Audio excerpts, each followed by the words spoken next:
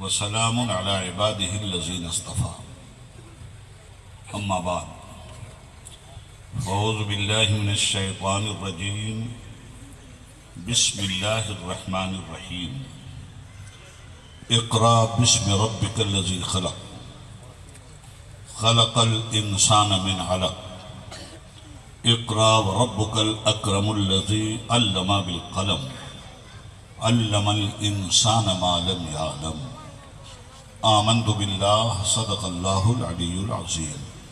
درود پاک پڑھ لیجئے۔ اللہم صلی علی سیدنا و مولانا محمد و آلہ و صحبہ اجمعین۔ محترم مخدوم مکرم حضرت علامہ الحاج سید جہانگیر صاحب دامت برکاتہم القدسیہ، ناظم اسٹیج اور ناظم تعلیمات حضرت الحاج سید محمد صاحب دامت برکاتہم القدسیہ، اسٹیج پہ تشریف فرما سادات کرام، علماء اعظام،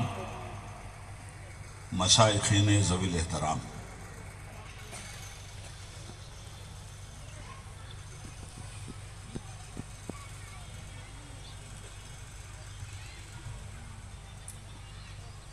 رن کچھ کے حصار میں بسنے والے تمام برادران اسلام و حاضرین مجلس، ہمارا ہاتھ ہے خالی، حضور بھر دیجئے اور ضرور بھر دیجئے۔ ہمارا ہاتھ ہے خالی، حضور بھر دیجئے، کرم ہوا تو عمارت نئی بنائیں۔ ہاتھ ہے خالی، حضور بھر دیجئے، کرم ہوا تو عمارت نئی بنائیں گے۔ اور عبید اتنا نہ گھبرا، عبید اتنا نہ گھبرا، ذرا تو صبر کرو، یہاں سے علم کے مہتاب جگمگائیں گے۔ اور ساری خوبیاں اللہ رب العلا کے لیے ہیں، جس نے ہمیں مصطفیٰ دیا اور کائنات کے ذرے ذرے اور سارے عالمین کا درود و سلام اس مقدس مصطفیٰ مجتبی علیہ التحیۃ والثناء پر، جنہوں نے ہمیں ایک خدا کا پتہ دیا۔ محترم سامعین، مدرسہ، تعلیم، اس کی اہمیت، معنویت اور افادیت، یہ آج اس مدرسے کی مناسبت سے عبید اللہ اعظمی کا موضوع سخن ہے۔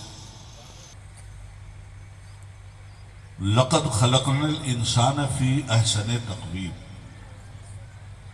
رب فرماتا ہے کہ ہم نے انسان کو سب سے بہترین اجزاء اور کیمیا کے ساتھ پیدا کیا۔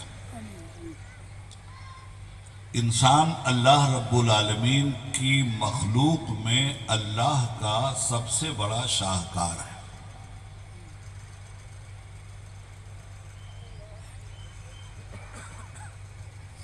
آدم علیہ السلام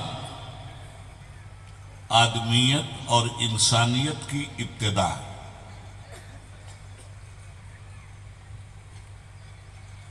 ساری دنیا کا ہندو ہو، مسلمان ہو، سکھ ہو، عیسائی ہو، کسی بھی مذہب و ملت کا ماننے والا شخص ہو، اس کو آدمی کہتے ہیں۔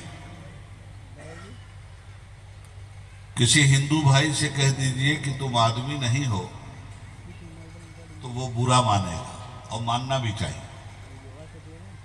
وہ فوری نہیں ہے تو کیا آپ کو جانور نظر آتا ہے؟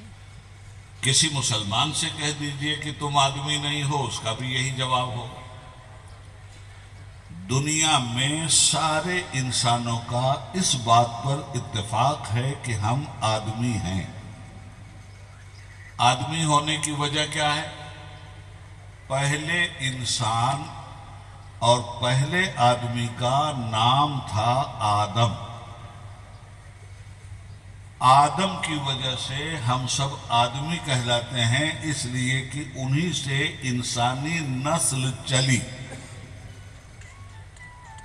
قرآن کریم کہتا ہے یا ایھا الناس انا خلقناکم من ذکر و انثی وجعلناکم شعوبا وقبائل لتعارفوا ان اکرمکم عند اللہ اتقاکم ان اللہ علیم خبیر۔ جہاں مسلمانوں کو خطاب کیا ہے،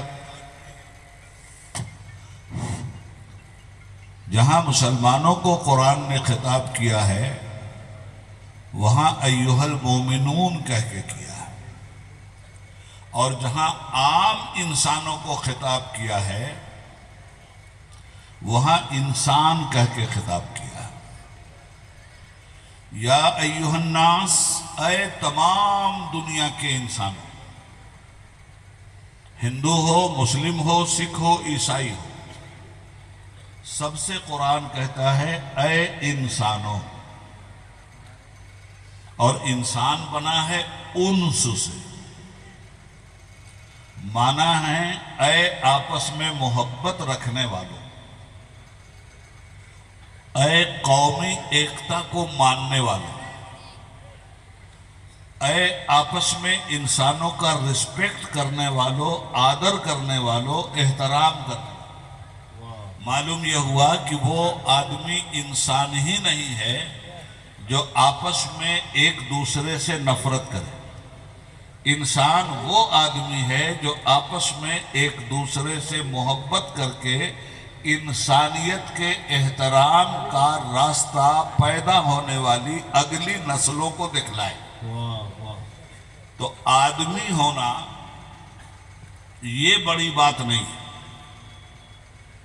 انسان ہونا یہ بڑی بات ہے۔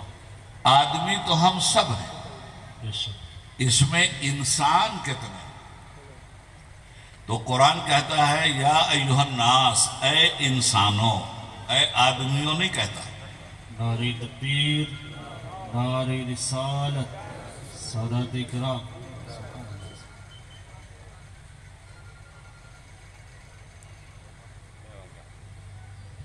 اے انسانوں، غور سے سننا بات، کسی نعرے کی ضرورت نہیں ہے، بات سمجھنا اور سمجھ کے عمل کرنا۔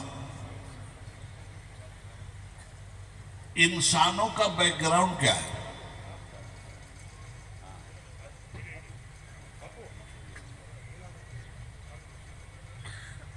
کیا چالو رکھیے؟ ایسی صورت میں رسول اللہ کے چہرے پہ نظر رہنی چاہیے۔ ایک بار درود پاک پڑھ لیجئے صلی اللہ علیہ نبی الامی والہ۔ آبا ہو گئے، معلوم نہیں کیا کیا ہو گئے۔ بھائی بچو ان سب باتوں سے، شریعت کو سمجھنے کی کوشش کرو، اور شریعت کسی کا چہرہ نہیں دیکھتی، شریعت اپنا چہرہ دکھلاتی ہے۔ تو میں یہ آپ سے عرض کر رہا تھا کہ قرآن نے کہا انسان کا بیک گراؤنڈ کیا ہے وہ سمجھ لیجئے۔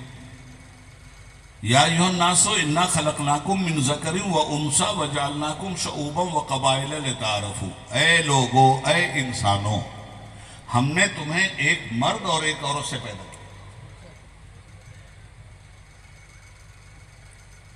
عورت کا نام تھا حضرت حوا علیہ السلام، مرد کا نام تھا حضرت آدم علیہ السلام۔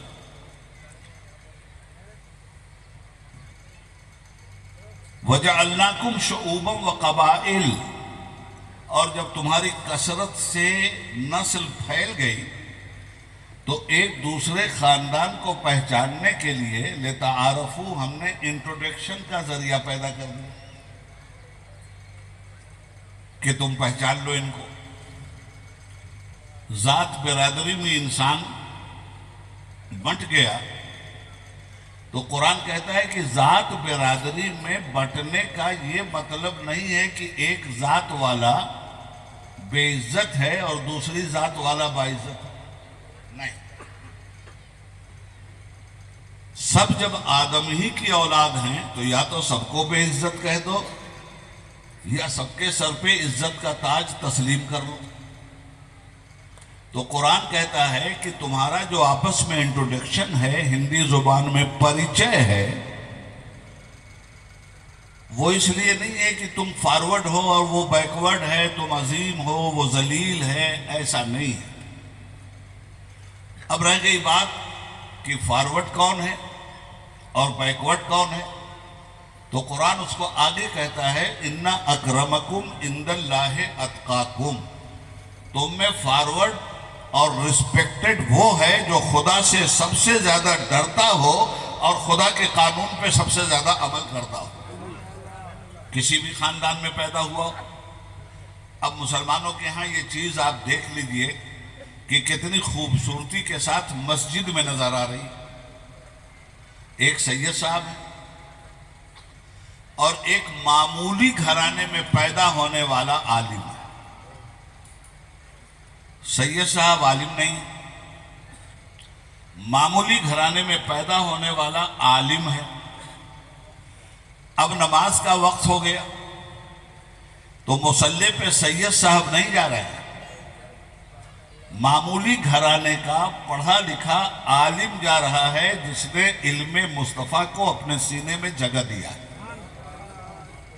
سید صاحب اس کے پیچھے نماز پڑھ رہے ہیں، وہ سید صاحب کے آگے بڑھ کر نماز پڑھا رہا ہے، حالانکہ وہ سید نہیں۔